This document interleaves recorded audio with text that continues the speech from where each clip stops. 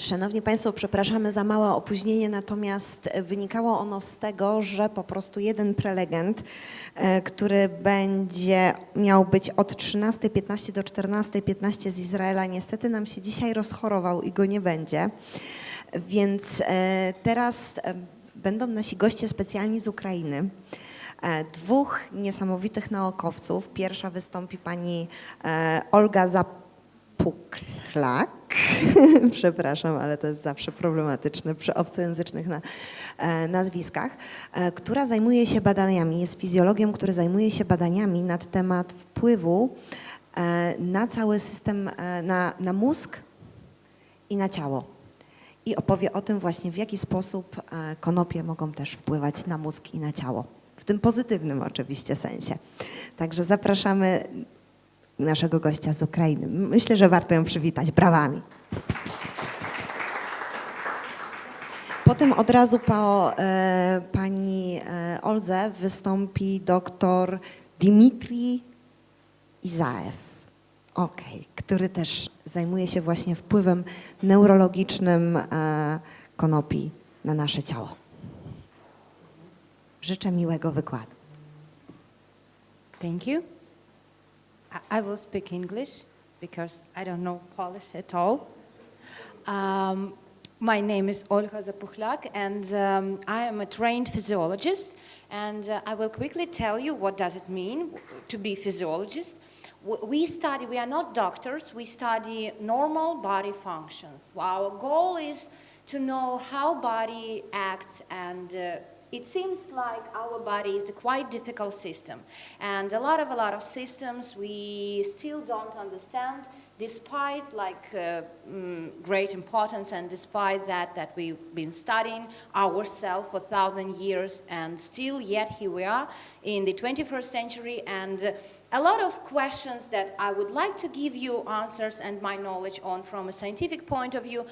I will have to say that we don't know all the answers yet. So it's like small introduction and excuse on how little our knowledge about our body, because it is too much information there. We are too difficult system to study.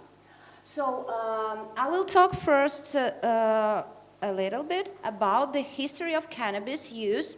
And why it is important? It's important to our current situation with cannabis in the world. So the paradox with the cannabis is that we know it has been used for 1,000 years. We know it has been used for 1,000 years BC.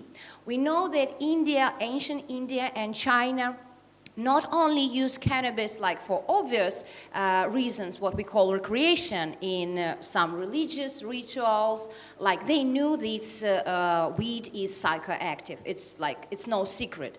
They already use it for its primary use. But they also knew that it has medical applications, and they wrote it down that it can be a great painkiller, it can be an anesthetic, and basically there is an opinion that Chinese signs for anesthesia, if you look at them, they look quite the same to Chinese sign for cannabis. So they knew that if you need to put a patient into anesthetic state, you can intoxicate him with cannabis. So they look at the anesthesia as something similar to cannabis intoxication. So they already understood this mechanism. They also knew that cannabis can help from migraines, from headaches. They applied cannabis into the graves. We found ancient graves, and we see cannabis pollen spread around them. So we knew that cannabis has been used in Egypt, and then slowly it spread throughout the world. So you can see that we know that cannabis originated in Central Asia, and now we find cannabis everywhere, in Canada, in America, throughout the world. And primary reason for that is because cannabis has been traveling with people. So wherever people traveled, wherever people were going, they took the most important crops with them, and cannabis was, of course, one of them. And of course, I need to mention that it was not only because cannabis has its medic and recreational use, but also because cannabis is a great crop from industrial point of view. We can use ropes, we can use clothes, so we all know about this.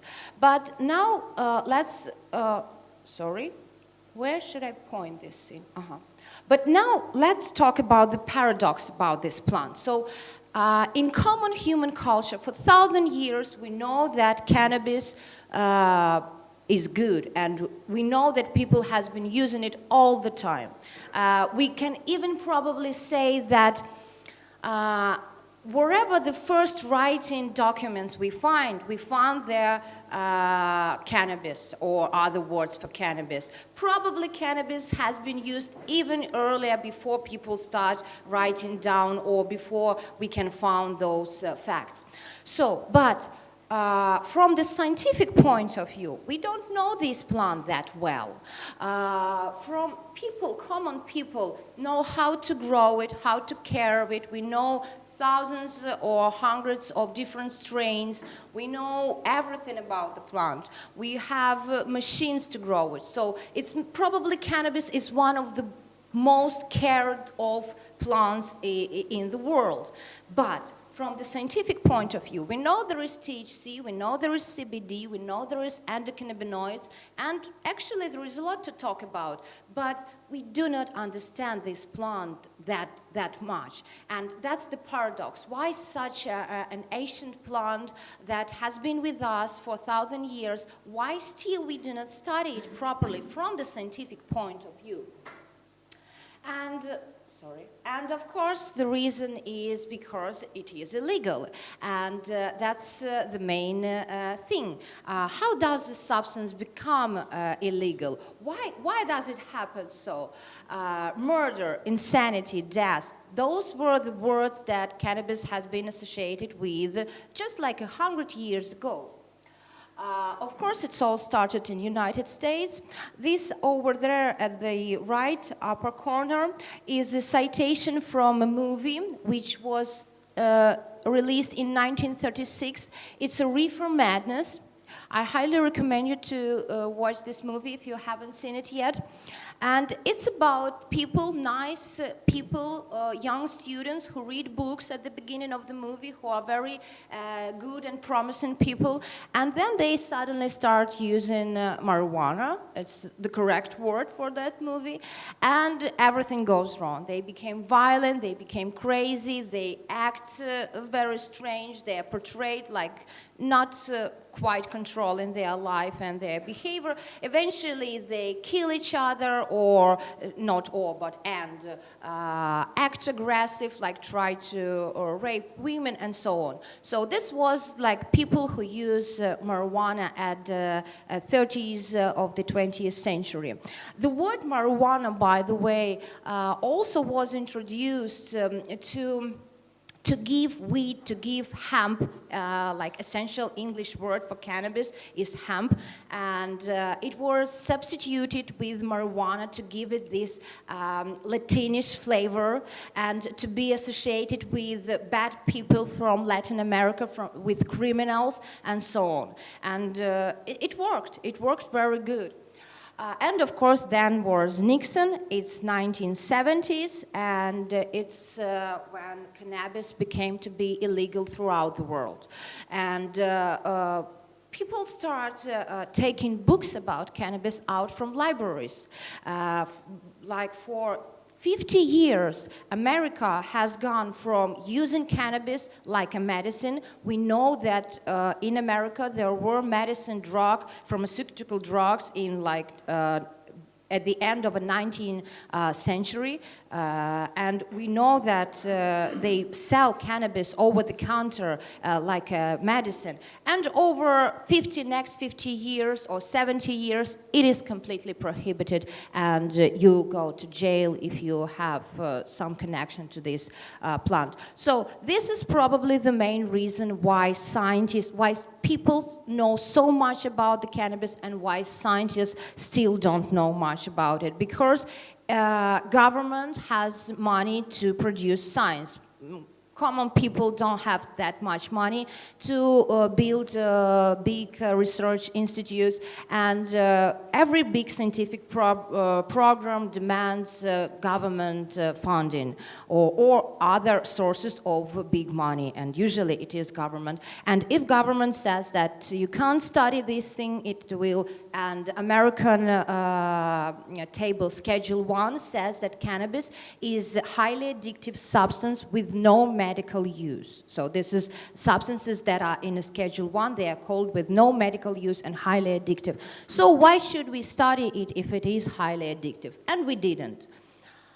And over there, of course, we know that the subculture has emerged, right? So, and there is a stigma on cannabis users that those are people who love a lot, those are people who act not like normal people, they look not like normal people, and so cannabis use for last 50 years has gone like in a subculture. We don't want our parents to know that we use cannabis. We don't want to talk on camera that someone used cannabis. So it's a kind of a taboo topic in most of the world, and in my country it is still like this. So when we have some street demonstration for medical cannabis, we need police surrounding us from people who don't agree with us. So this is the current state. And in rest of the world, everything has changed when kids appeared, and there is no such thing that can change people's perception on some topic as when you see a kid with a disease and then you see a kid who's got cured. And at that moment, something in our brain changes. Probably you know this girl, it's Charlotte Figi. She's from America, Colorado, and she's been having Dravet syndrome. This is a form of genetic epilepsy, and essentially what happens is that the child starts having seizures from first months of the life. And seizures, you will listen about seizures more in more detail. I will just tell you that seizures is a state of the brain where nothing goes normal. It's hyperexcitation in the brain. And why it is so detrimental for a child? Because a brain of a child needs to learn all the time. Every minute of their life, child needs to learn how to walk, how to talk, to acquire all this information from outside. And when a child from the first months of his or her life starts having seizures, it can't learn. He can't remember anything. Those children have problems with talking. Those children can't walk, actually, and you can see Charlotte sitting in a kind of a wheelchair supporting her. This is stages when she has not been using cannabis yet. So, and her parents were one of the first who filmed how they give their child CBD oil against epilepsy. They found a strain of weed which was very low in THC and high in CBD, and they were among of the first who showed what happened to their child. And what happened is that Charlotte come from having 300 seizures a week, so it's one seizure per 30 minutes. It was average her condition. And she went to having 1-2 seizures a week. She started working herself, she started talking, she looks healthy. And of course, she has very little side effects comparing to those anti-epileptic drugs that she'd been taking from doctors. The problem with children and with epilepsy is when you treat them with normal epileptic drugs, anti-epileptic drugs, they act on a human brain as an alcohol. They suppress brain activity. And when you treat your child from epilepsy with normal pharmaceutical drugs, sometimes you make even worse because side effects are too detrimental, and you get rid from epilepsy, but you get like a drunk child that lives 4-year-old who is sedated too much. Over here, I have listed other medical conditions that we know or suppose cannabis will help. And among them, glaucoma, nausea, cancer, side effects of chemotherapy. And side effects of chemotherapy are also nausea and vomiting. And I want to mention that it sounds, well, for me, it sounded like, come on, you have nausea. It's not like big deal having nausea if you get chemotherapy and anti-cancer treatment. But actually, it is a big deal. And when people undergo chemotherapy, they suffer a lot from nausea. And sometimes it's the primary reason why they quit chemotherapy is because they have that much vomiting and nausea. They can't eat, they can't enjoy everyday life. So it's a huge, huge problem for anti-cancer treatment, side effects of chemotherapy. And cannabis is known to reduce nausea and to promote appetite. So young people, even adolescents, can use it with their parents. It's not legal, but you can find information how 14, 15 years old undergo chemotherapy, and they use weed to increase their quality of life. So seizures and epilepsy, chronic pain, depression. We know that low doses of cannabis can reduce depression, but not high doses of cannabis. Arthritis, sleep disorders, asthma, multiple sclerosis, Alzheimer's disease, addiction and opiate dependence, migraine, and it's not the full list. So I will not stop on all of the disease. Most of the disease that are related to the nervous system, Dmitry Isaev will mention in his talk. But what we will talk about is how does it happen that this plant can have that much medical effects. When people see this list, and you can make this list even, I don't understand.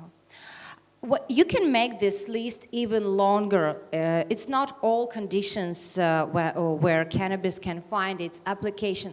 And when people see such long, extensive list of disease, they usually say, well, it can't be true. There is no ideal drug for every possible condition. If some plant, psychoactive plant, is said to be that medicinal, well, there should be something wrong with it. There is no miracles in it. But when we move towards our endocannabinoid system and mechanism, how cannabis affects our body, you will see that actually it is true. And there are some, I would say, presence from the nature where we found a plant that can affect our body in that much possible ways, and that can be used against that many different disorders, which, by the way, look very not connected to each other. I mean, what can be common between glaucoma and asthma? Glaucoma is high pressure inside your eyes. Asthma is connected to our breathing problems, and sleep disorders and migraines, those are very different conditions. So what today we have, after all these 70 years of prohibition, we have that today cannabis is still illegal in most of the world, and of course we have movement of legalization and medical use, and it's flourishing, but still federal government of United States says no, on federal level it is illegal, and most of the countries also look very suspicious on it. So, but we have pharmaceutical drugs, and this is I think this is the greatest hypocrisy in this topic of cannabis, because at the same time, for example, cannabis plant is scheduled as having no medical use, as being highly addictive, so it's no good to use it. And at the same time, government takes active component from cannabis, like THC, and makes synthetic molecule of it and sells it to people as dronabinol. Dronabinol is a synthetic cannabinoid which is completely identical to THC, and it is prescribed against, for example, vomiting and nausea during the chemotherapy. So we know that cannabis helps. We can't use cannabis, but we will use dronabinol. The same with Sativex. We know that cannabis helps against chronic pain. And Sativex is the product which contains 1:1 THC to CBD. Ratio, 1:1, and it helps against pain during multiple sclerosis. So once again, we say, no, if you have multiple sclerosis, you can't use weed, you can't smoke cannabis, but you can buy drug in a farm store that will substitute you these active components. And the newest in this list is Epidiolex, which is pure CBD, which is also ridiculously expensive drug, and it can be used against epilepsy, against those types of epilepsy that Charlotte was suffering, this girl at the previous slide. So today, government says that it's not about plant anymore, it's drugs. You can, like pharmaceutical drugs. Either it's illicit drugs or it's pharmaceutical drugs, but you can't use plant as you want. Now let's make quick intro, and here's where I will talk probably slower, and here's where my area of expertise starts. So I want to tell you how our body works and why cannabis has that many applications in our body. So how does it work within our body? First of all, I want to tell you that you should imagine your body as a colony of separated cells. Inside of us, there are billions of cells, and those cells form only 4 types of tissue. So all the organs, all the functions that happening inside of you right now are manifested by only 4 types of tissue. So first you have connective tissue, which is, for example, blood and bones. They look very different, but we know that their structure is the same. Then we have epithelial tissue, which forms our skin and everything that lies our intestine, our stomach, everywhere where you can reach from outside, for example, with your finger or with some tube. Everywhere where you can reach from outside, everywhere you will find epithelial tissue. And then we only left with 2. Those are muscle tissue and nervous tissue. And with these tissues, that's all we have. 4 types of tissue to make up all our body organs, all our body function. So how does those cells do it? Well, from scientific point of view, we think that there is no soul or God particle inside of us. We think that everything that happens with us is the product of interactions between those cells. So how do they do it? And the answer is that those cells, every actually cell in our body communicates to its neighbors or to other cells situated everywhere else. So the passage of information between the cells is what makes us that complicated. It happens in the next way. So between any cell, there is a gap. And in this gap, it's what is called extracellular space. Different cells secrete different substances. It could be hormones. We all know hormones like adrenaline or androgen, estrogen, or dopamine. Well, dopamine is not quite a hormone, but adrenaline probably is the most famous hormone we know. So this hormone is secreted by the cells, and its goal to say that something bad is happening. We need to be stressed out. And all cells that get these adrenaline molecules, they will act accordingly to this. Other examples are neurotransmitters. Inside our brain, different molecules are secreted and they act in the same way. One cell secrete molecule, it reaches another cell, and another cell will change its action accordingly. So, and those molecules that you hear that makes us happy, like dopamine or serotonin or hormones that women sometimes take, oxytocin, these are neurotransmitters that are secreted by our neuronal cells, and they also communicate information. So, one of such molecules that is secreted by one cell and then it gets to another cells are our endocannabinoids. So, those are analogs of THC and analogs of CBD. They are chemically not the same, but we know that they are constitute the endocannabinoid system. So what is the endocannabinoid system? Imagine that on the one cell, which is over here on the second, this is the second cell, this is the first cell. So on the second cell, you have like windows and doors that are locked. We call them receptors. When the cell isn't active, it's all locked. It doesn't respond to anything. Then endocannabinoids or other molecules, but we will talk about endocannabinoids, are secreted somewhere nearby. So, and endocannabinoids reach this cell. What happens is some windows or some doors inside the cell are open. And now molecules can come in, or activity changes. This cell can be shut down, or this cell can increase its level of activity substantially, like several-fold times.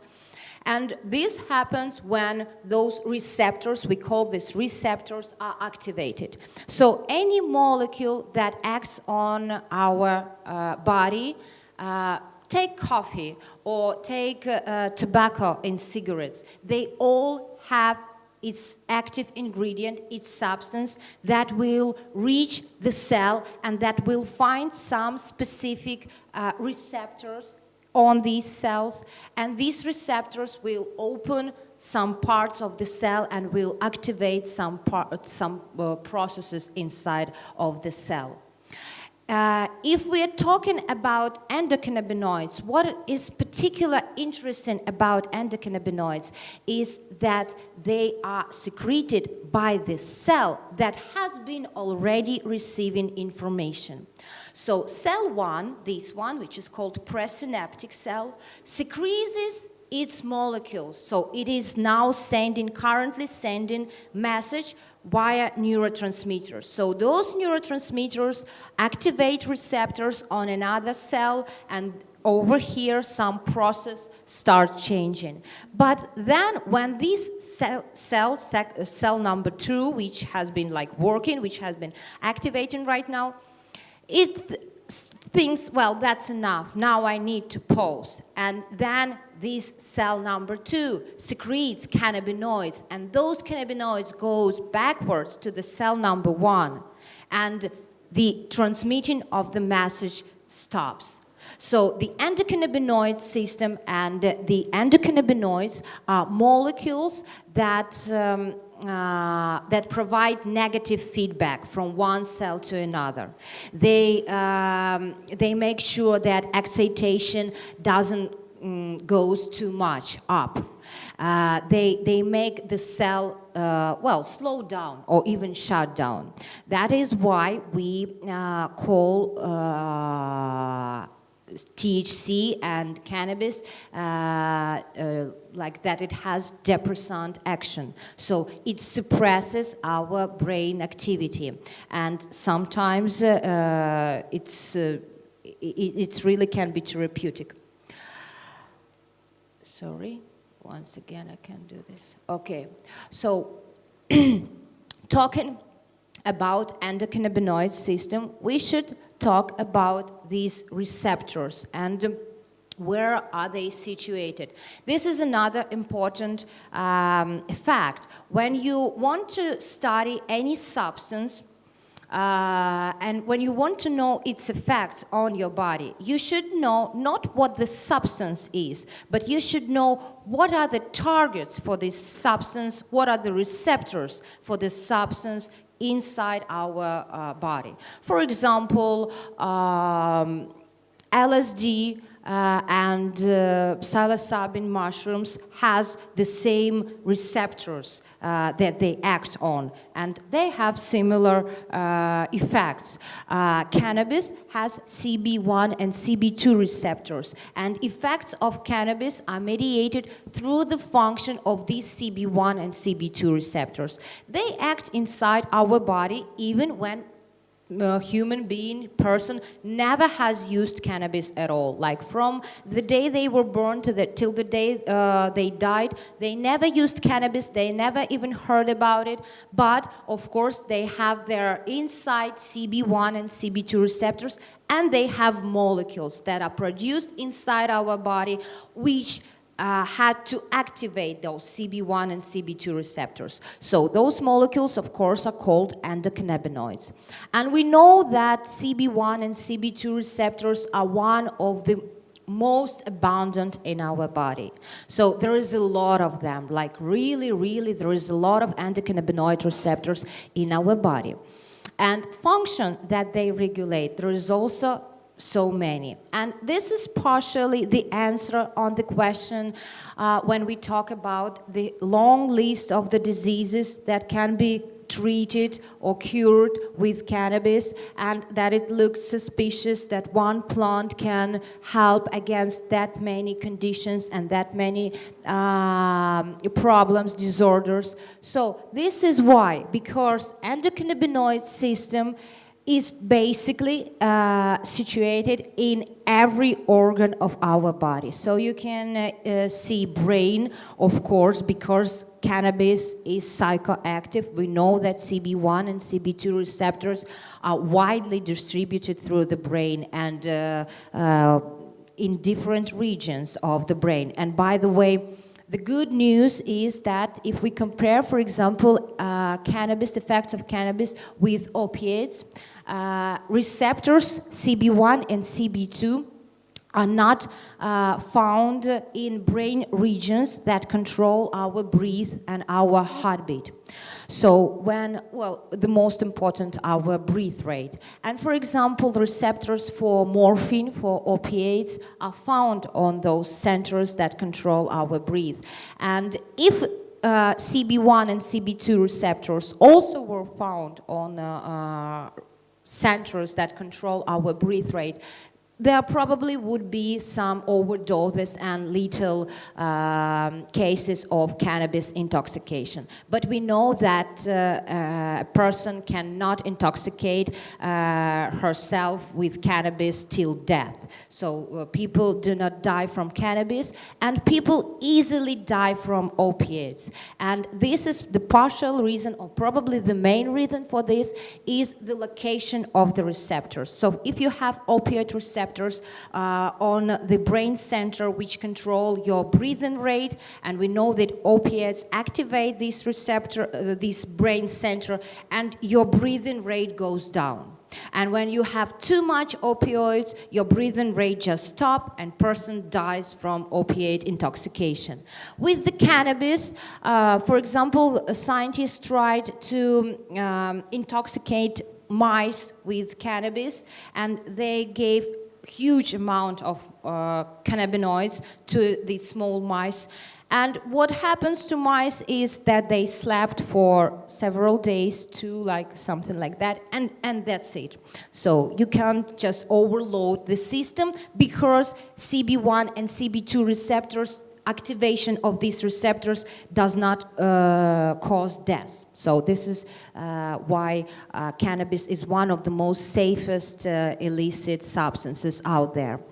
So, and then okay, so we can now forget the brain because those conditions that cannabis treat originate not from the brain, like asthma and arthritis and chronic pain. It does not come from the brain. So you see thyroid gland. Thyroid gland is the part of our body situated over here, and it secretes important hormones, thyroid hormones.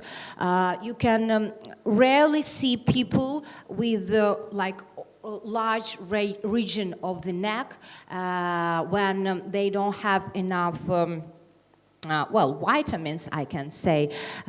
In particular, it's iod, right? Microelement, right? So it causes thyroid gland hypertrophy, so it grows larger, and hormones that are produced by thyroid gland makes us active. So when you see a person who doesn't need to sleep more than 4 hours, who wakes up and are ready to go, who's always has good appetite and who's like abnormally active, it is probably something going wrong with thyroid gland. So thyroid gland is hyperactive. And on the other side, when you see person who is like completely tired all the time, loss of appetite, loss of body temperature. So it could be the reduced function of thyroid gland.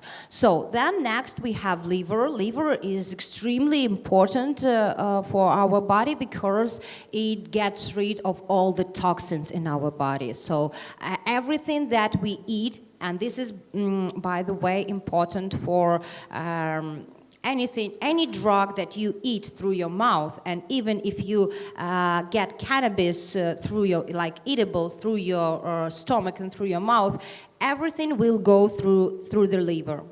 Then we have lungs, right? This is another part where cannabinoid receptors are situated, and this is why cannabis can help in asthma. We have pancreas, we have gallbladder. This is basically our digestive system. So everywhere in our digestive system there are cannabinoid receptors. Cannabinoid receptors are also both in male and female reproductive organs, in kidneys, and in heart. So basically everywhere, every important body part has endocannabinoid receptors. So now we will talk in more detail about 4 main functions that endocannabinoid receptors perform. So first one, it's probably the most obvious, is food intake. We will talk how cannabis promote food intake and what it does to people with their appetite and with their food intake. Then we will talk about stress response. This is my probably favorite topic because stress is that much prevalent in our everyday life, and it affects our well-being even more than we think of. Then we will talk about pain sensation and inflammation. Those are very interconnected topics. So first, let's and over here you also can see this is the cartoon picture that. These are 2 parts of neuron, and this neuron sends information, this one receives information, and when neuron number 2 gets tired of this information, it secretes endocannabinoids, and neuron number 1 calms down or shuts down. So this is where THC operates. And this is how CB1 and CB2 receptors this is their chemical structure. So these are the complicated molecules that bind THC and bind CBD, or they bind normally anandamide and 2-IG, our endocannabinoids. So of course, human person doesn't need to take cannabis to activate her endocannabinoid system. But the problem with our body is that it not always works as it should be, as it's supposed to be. So here we are having this beautiful endocannabinoid system situated in all of the possible body parts we have, and it's supposed to work in a very complicated way and to regulate those functions that we said and listed here, like food intake, stress response, pain sensation, inflammation, and here I'm not mentioning function inside our brain. So our brain is a whole different universe. This is only what regards our body below the neck. So we have this endocannabinoid system. We have our inner endocannabinoids. We have our inner endocannabinoid receptors, CB1 and CB2. Why do we need weed? Why people have been cultivating weed for thousands of years? Why they fight for their right to have it? Why they produce even medical drugs with it? So if we have everything inside of us, why do we need the weed? So the problem is that our body function can go wrong. And even today we know that some people has reduced level of endocannabinoid system. Some people has increased level of activation of their inner endocannabinoid system. And what actually people do throughout our history, throughout the thousands of years of our history, is that humans has been constantly searching for plants, mushrooms, food, anything that we can eat and change our body function, like makes us feel better, happier, healthier, or sometimes we found wrong substances that shorten our life and that make our life, go rather faster, like opiates. So now, food intake. So, cannabis has a difficult mechanism affecting our food intake. Munchies or increased appetite, increased food intake is the most obvious effect of cannabis. So, it has been known that people, and it has been the topic of many jokes, how people start eating, especially carbohydrates, so something with sugar, something tasty. These are the primary targets of increased food intake, or hyperphagia is a scientific term for it in cannabis users. But then if you think about it, if people eat that much under weed, why don't we see that many fat stoners outside of us? So, and they gathered information about cannabis users, and they found that actually the chronic use of cannabis is associated with lower body mass index. What does it mean, body mass? It means that when how much do you have of a weight according to your height, right? So the proportion of how much do you have a weight to your height. And people who use cannabis for a long time does not get fat. So it's like it's what statistics says, but still it promotes appetite.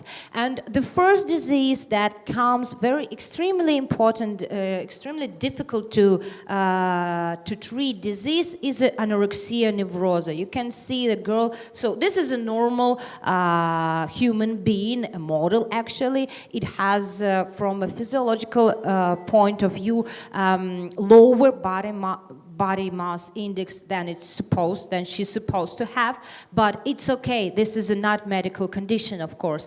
This is a medical condition. When human being gets that much thin, this is not okay. And the problem with anorexia is that you can't force a person to eat. She says, I don't want to eat. Well, for example, her relatives or friends or beloved one says, well, look at yourself, you look wrong, you don't look healthy. And she says, I don't want to eat. Of course, it's a psychiatric problem, and nothing helps those people. You can't give a person with anorexia a pill, or you can't put her in a clinic where they can only like force her to feed, like put food through her mouth, or better even through the vein. But this doesn't help. What happens to those people when they smoke cannabis? They want to eat. So cannabis acts on a nervous center which is called hypothalamus. This is the most important nervous center for our hormonal regulation and our endocrine function. And cannabis and activation of THC, especially not cannabis, but we know that it is THC responsible for this, activates CB1 receptor in the part of the brain which is called hypothalamus and which control our appetite. And what cannabis or THC does is that it makes our brain really feel food better. So it increases amount of endorphins during food intake. And what happens is that people feel that the food is good and they want to eat it more. It happens on a daily basis, again, among people who never smoked cannabis. There is a scientific research that shows that when a normal person wakes up and it's just a normal beginning of an average day, there is a substance in your brain that is secreted, and it promotes secretion of endocannabinoids in our brain in order to increase your appetite in the morning. So nature says to us, you just woke up, there is a long day ahead of you, so go eat something. And this it is a healthy behavior to have some snack, to have breakfast before you start your daily activity. And if you have it, those are mediated through the endocannabinoid receptors. Then we have, talking about endocannabinoid system, we said that not always everything goes right. Not always endocannabinoids work as they supposed to work.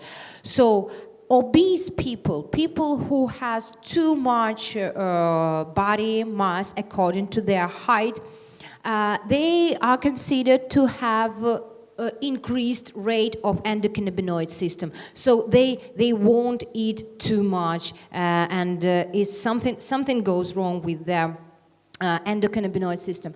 And what scientists has proposed, they said, okay, if the person has problems with endocannabinoids, let's make a chemical compound which is called rimonabant. Over here it is, which will block cannabinoid receptors. So you can smoke weed, you can secrete your own endocannabinoids, but it won't help you, it won't have any effect of you, because those receptors, CB1 and CB2 receptors, will be blocked by these rimonabant. So rimonabant is the CB1 receptor antagonist, which means blocker. So it shut it down and nothing can activate it anymore.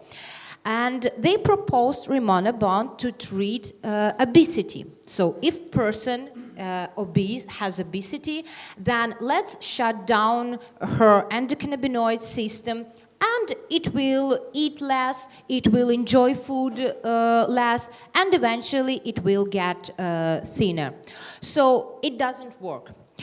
They tried to eat on people, and why it doesn't work? Because you cannot shut down endocannabinoid system without hard consequences. So, and what happens is that people became depressive without their endocannabinoid system.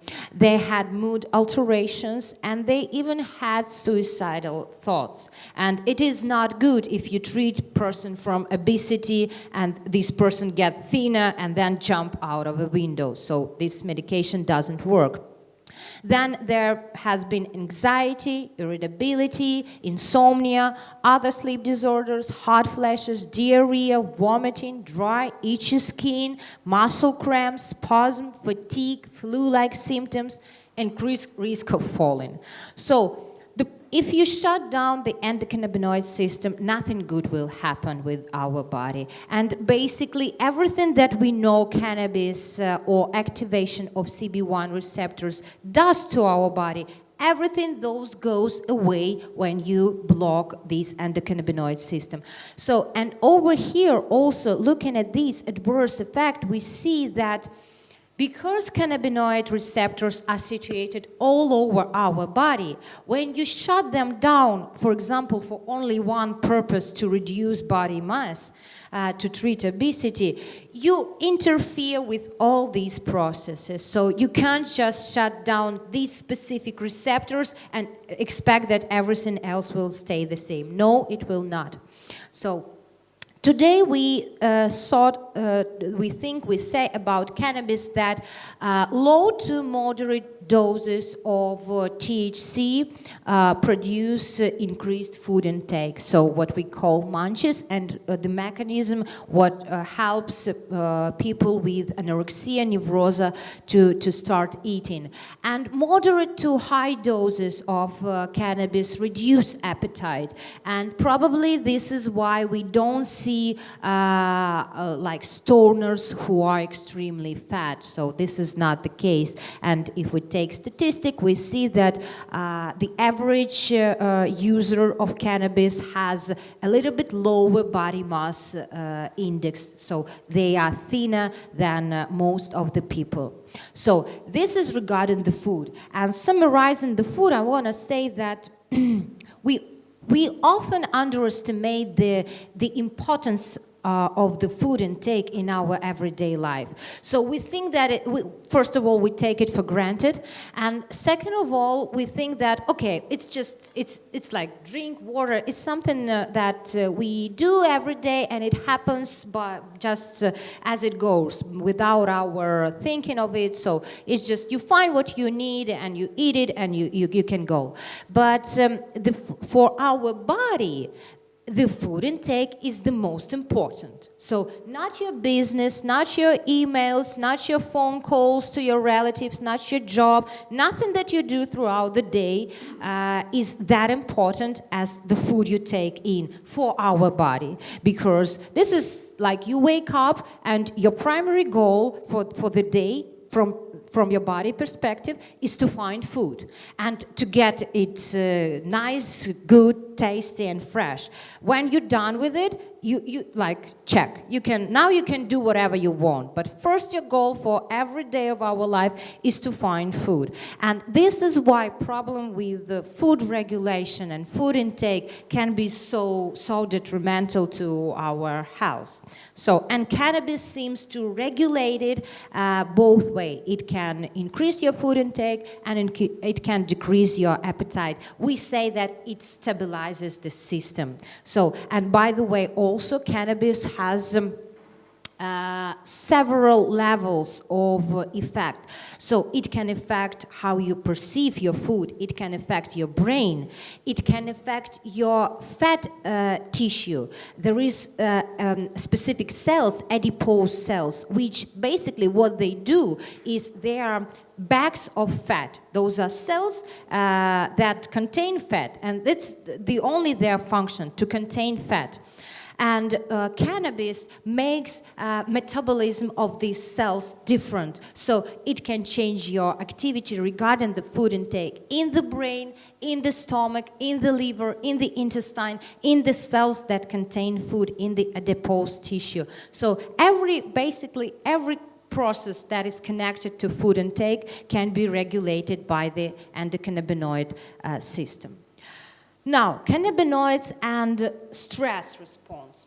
So, stress response, why stress is so important? Here I wrote down the definition of stress response.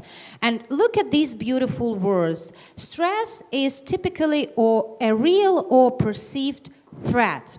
So, real or perceived threat. We don't have real threats to our well-being anymore. Real threat is when dogs attacks you, or when you are going to jump over the cliff, or something extremely, extremely bad is going to happen to you. Perceived threat is everything that surrounds us. So it's when something goes wrong with our boss, with our relatives, with our whatever. It's a perceived threat. When you're not going to die and when you're not going to be hurt physically, this is a perceived threat. So there is nothing really dangerous for our body, but we don't like it and we see it as a perceived threat. So why it is important to see those boundaries, that there is a real stress for our body. For example, cold. Cold temperature is a real stress for our body. But bad mood and rude people outside in the bus, this is a perceived threat to our body. What happens? Why it is so bad? So the stress is so bad for our body because we do not distinguish. Our body doesn't care whether the threat is real or whether it's perceived. Our body reacts the same way.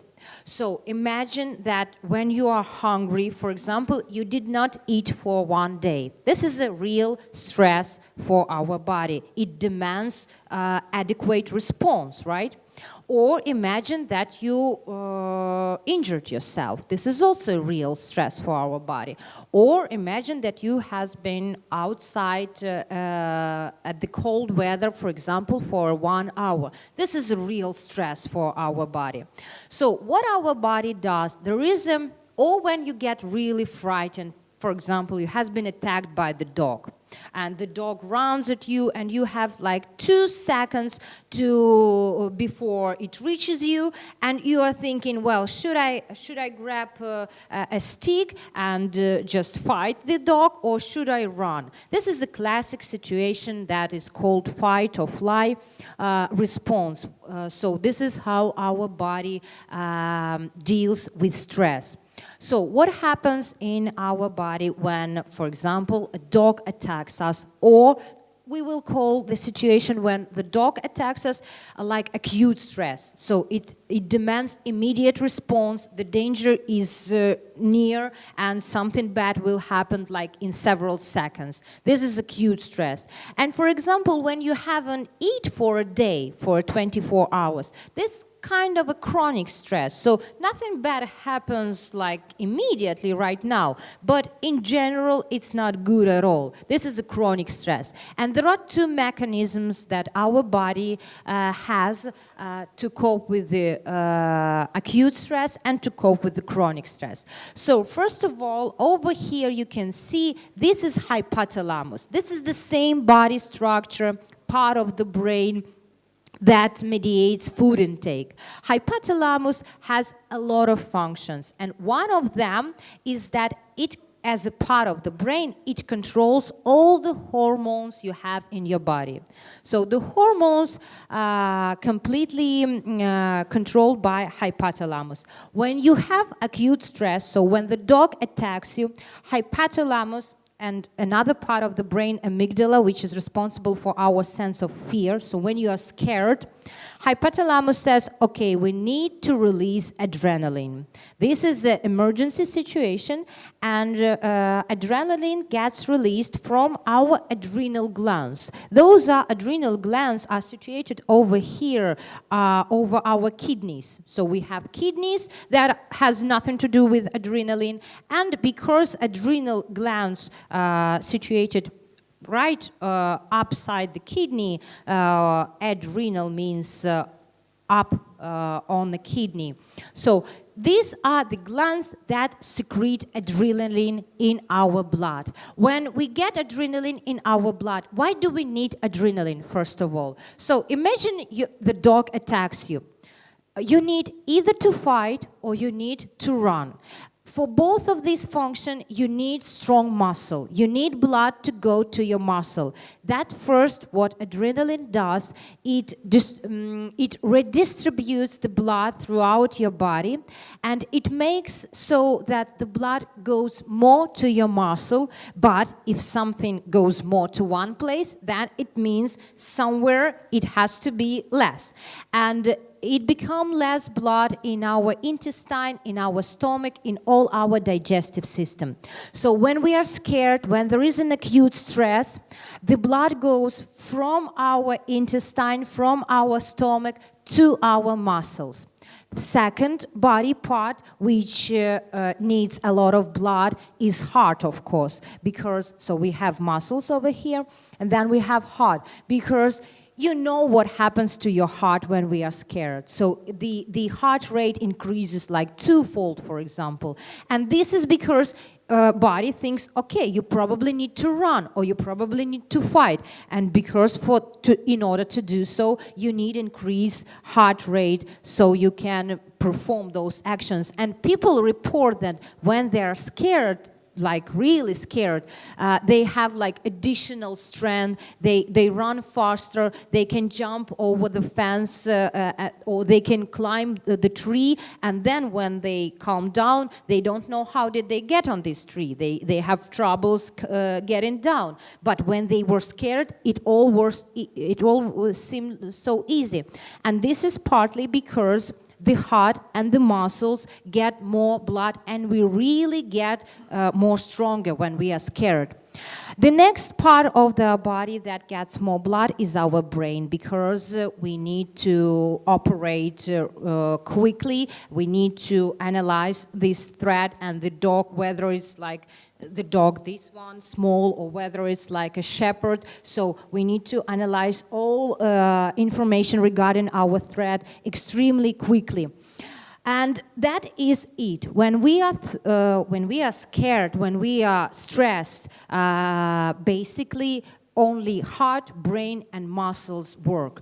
Every other inner process, whether you wanted to release your urine or to pee, or whether you wanted to have some food, snack, or whether you wanted to digest some meal that you have on the breakfast, every other process will stop when you are under stress, because it's not good time for that.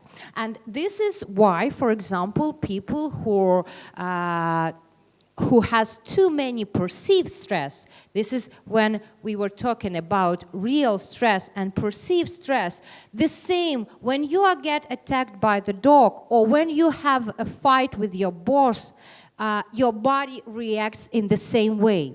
But mechanism, this food redistribution, muscles activation, and increased heart rate, it's all very good when you need to fight a dog. But it's not good when you just go through your everyday life and you have fight with your boss and you have exact the same reaction, exact the same stress response, but it just makes your body, it doesn't help you. It makes your body stressed.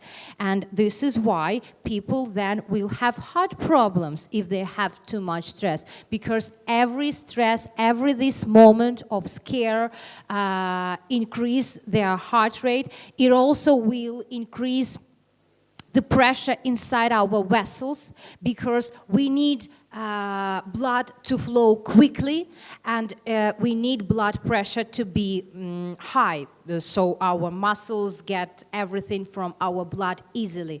But this increased blood pressure is mediated by the increased pressure in our vessels.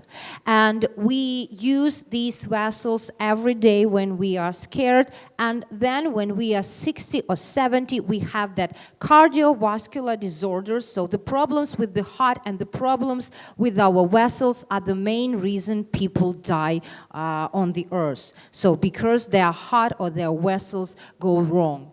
And this could not be true if we were not that much stressed throughout our everyday life. The same with the muscles and the same with the digestive system. People say that they have loss of appetite, they have problems with their very intimate processes that we do not actually talk about, but most of them problems with digestive system originate from our increased levels of stress in our everyday life, because you don't need to digest when you are stressed. Our body says, first calm down, first find place where nothing irritates you, where nothing scares you, where you can be relaxed, and then your digestive system will work. While you are stressed, you will not digest food properly. But then there is this is what we call acute stress, adrenaline response, heart activation, muscle activation, brain activation, but completely shutting down our digestive system. This is acute stress. But what happens when you hate your job, for example, like for a year, or you hate people surrounding you, or you don't like anything in your life, and you see yourself in a chronic stress, like every new day of your life is a new stress for you. This is a chronic stress, and our body has another mechanism to cope with chronic stress. But real chronic stress for our body is, for example, starvation. So think about, this is quite normal for our ancestors and even people in Africa. It's okay for human being not to find food for a day. Still, people who live in native environments, if the weather is bad, if it's too much rain, you just won't find food for today. So, and when such starvation happens, our body thinks, well, we need something to do with this. And we have second type of hormones that regulate long-term stress. Those are called glucocorticoids. Glucocorticoids are also hormones that are secreted in adrenal glands over here. But they are secreted not when dogs attacks you, but when you have a chronic long-term stress. And what glucocorticoids does to our body is even worse what acute stress does. Because glucocorticoids are secreted when something bad happens to us, and these bad things don't seem to go away quickly. So when person has any troubles in their life for like a month, 2, half of a year, you name it. Sometimes people live in a chronic stress for years, and they have increased secretion of glucocorticoids responsibly. And this is all perceived stress, which is not real, but which is perceived. Glucocorticoid says, okay, now we don't need muscle activation. We will take actually protein out from our muscle because we need high glucose levels inside our blood.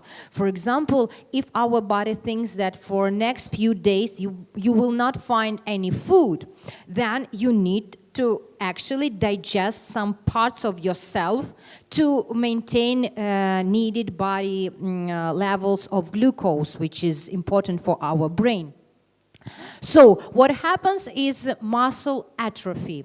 The proteins from our muscle get digested and turn into glucose. We start eating our own muscle. Slowly, but it happens. Then what happens is our body says, okay, if it's stress, if it's that scary, then our blood sugar levels should be high, because when there is a lot of sugar in the blood, our brain works better. But if you live for several months with increased blood sugar, you will have diabetes type 2.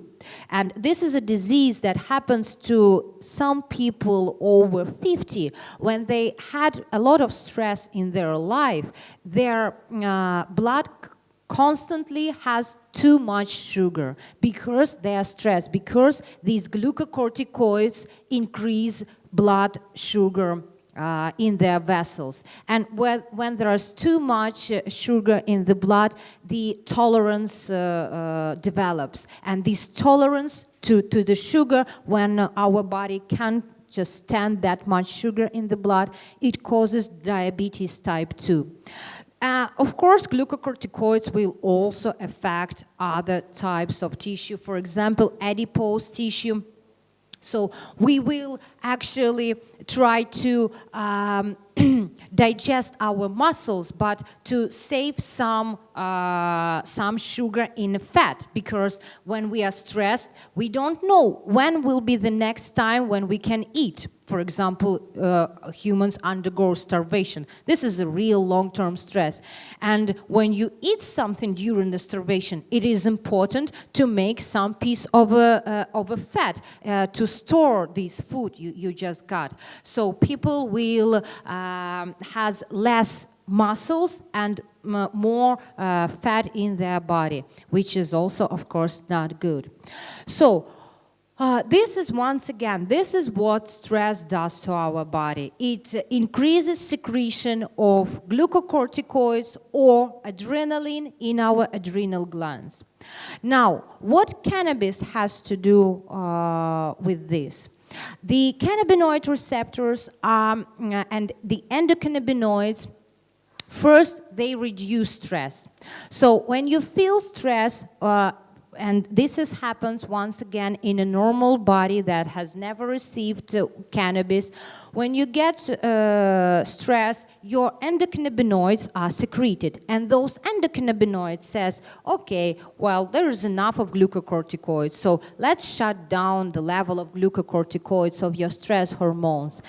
The body, a healthy body, always have two opposite functions working. So if your body thinks that something dangerous happens, and, for example, glucocorticoids are secreted, then at the same time, your body says, well, okay, you need to calm down, and secretes endocannabinoids, which will reduce the level of glucocorticoids in order to make you feel better during the stress, in order to not develop those toxic effects of the stress in the body.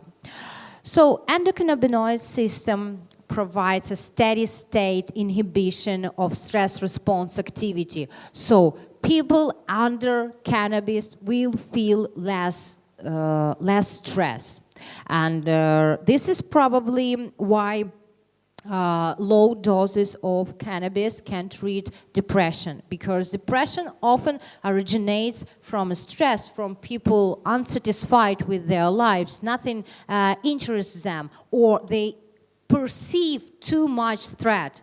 When people see everything around them, their friends or their colleagues or conditions of their life, when people see everything as a threat, they soon will get these intoxication, stress intoxication, and a lot of problems related to their inner organ, heart rate or digestive system or something like that. The goal of endocannabinoid system is to reduce this stress response inside our body. Next one is inflammation and pain sensation. So I will start with the pain, I think, because we think that pain is something bad, like it's not good when we feel pain. There is no such drug that increases pain. There is only painkillers because no one wants more pain in her life. But when these are feet of a child who has a mutation, and it's a very rare mutation, and very, very few children are born with this mutation. But what it does actually, it inhibits our ability to feel pain. So the child is born and he doesn't feel any pain at all. And as you can see, nothing good happens when our body doesn't feel any pain. So essentially, if you don't feel the pain in the first year of your life, you will eat your own tongue, or you will bite substantial parts of it. You will not feel that you have some problems when you, for example, bite a piece of your inner mouth, right? And it hurts, and you stop touching it. If you don't feel the pain, it's no problem. So you can have have bleeding, and still you can by yourself with your, for example, teeth or fingers, hurt yourself, and it will be okay. The same with the feet. So the child just doesn't know that it is not okay to step on your toe, for example, and he steps on his toe, and he got injury, and it is still okay. And basically, if without like extensive help, also tooth. So if you don't feel the pain, you will probably bite the food too much, and you will eventually like harm your own tooth. So without extensive care, people will not live long. So these are mutations that well, either you die or you will suffer very, very much if you don't feel pain. But still, we relatively healthy people need to reduce our pain. We see that we feel too much pain in our life. And we know that cannabis reduces the pain.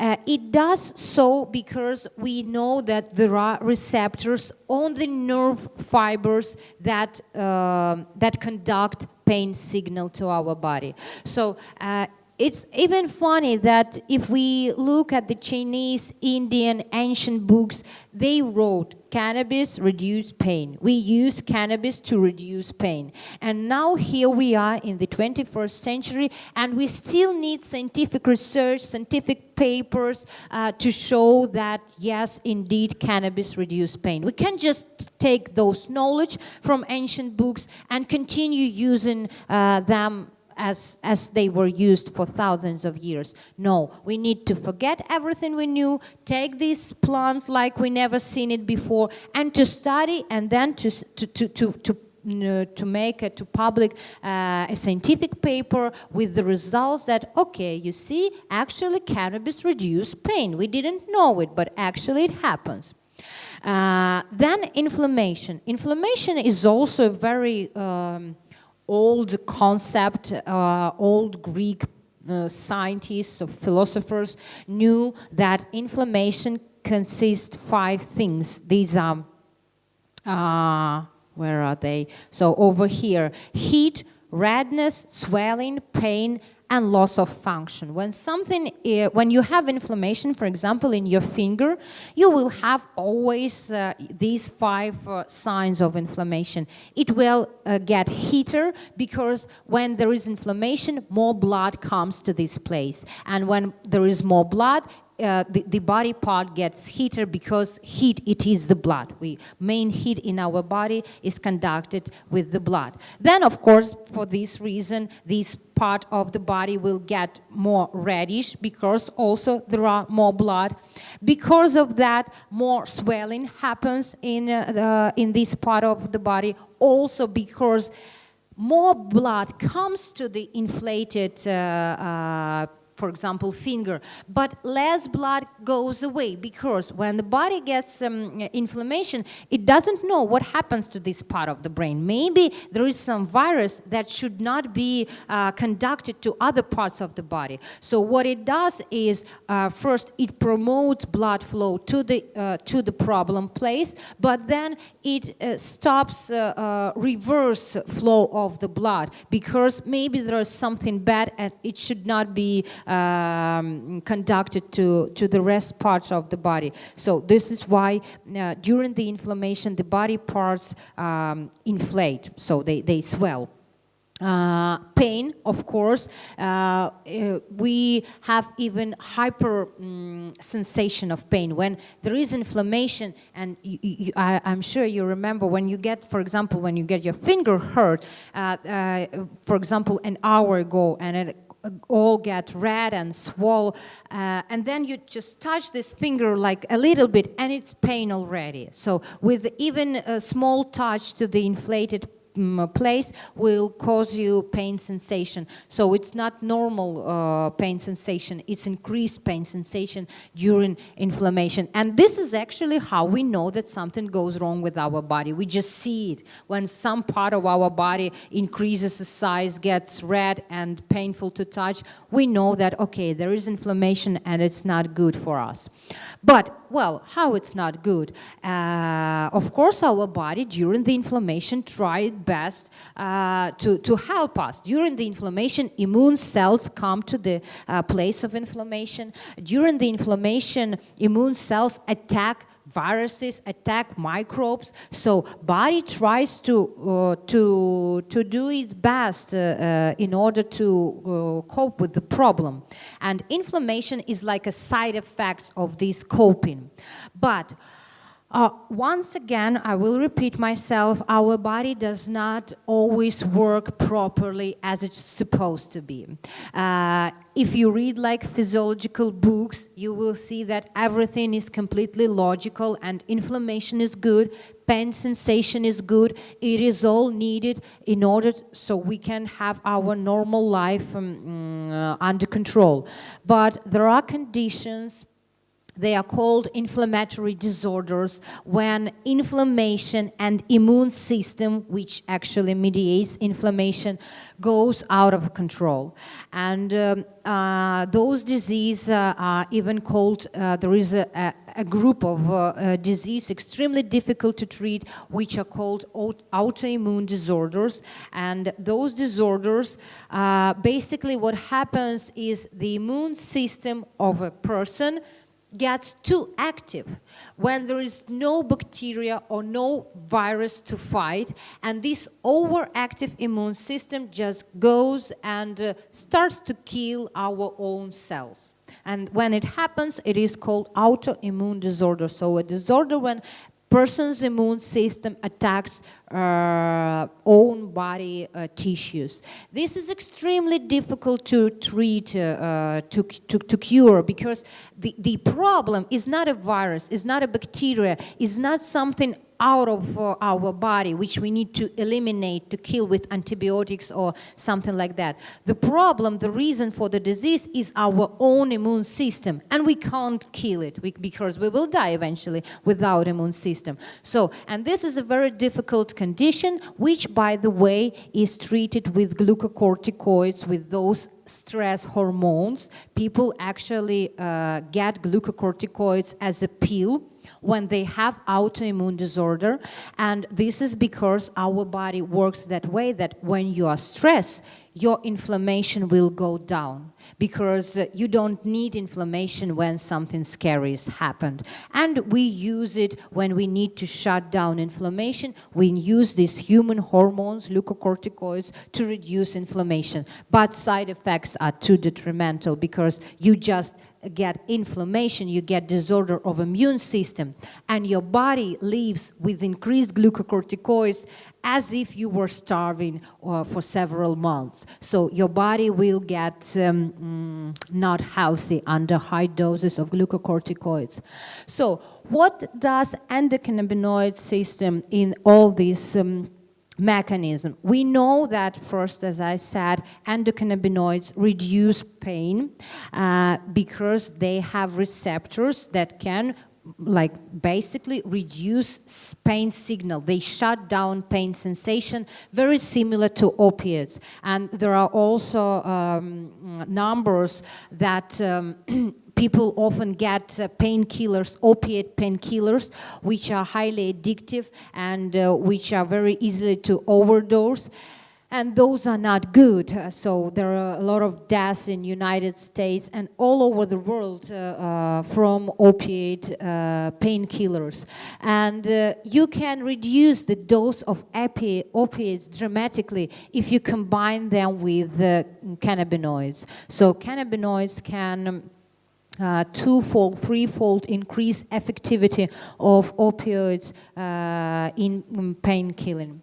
Then inflammation. We know that endocannabinoid system reduce inflammation, and this is extremely important in fighting these autoimmune disorders. So when immune system goes out of control, it's a huge problem for medicine, and there is not much tools to reduce immune system. One of them, as I said, is glucocorticoids, but glucocorticoids has extremely detrimental side effects. Another thing is cannabis or endocannabinoid system, which also reduces inflammation.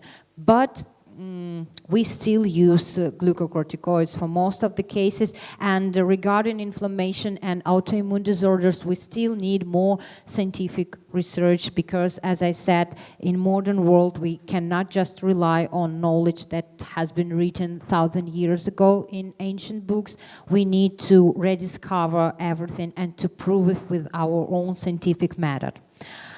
And finally, so summarizing what I have said, I want to say that these are the pictures of a real stress. We live in a scary world, and since the feeling that we are scared basically doesn't leave us through all our life. And it is okay, we should be scared because it is a dangerous world. But it's dangerous when it is for real, when you get predators attacking you, dogs, or when you live in jungle where every bug, every mosquito can kill you, every snake and every living creature in this environment can kill you. So these are our natural conditions, and these are our real stress that we have.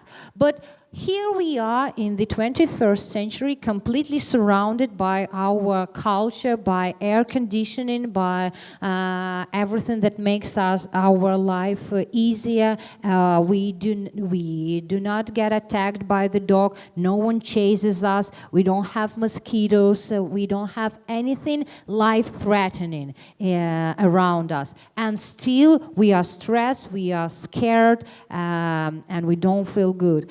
And endocannabinoid system, from the perspective of body function, is the system that has been developed by our body in order to make us feel more calm, in order to promote food intake, in order to feel less pain. So endocannabinoid system is the mechanism by which our body makes us feel better.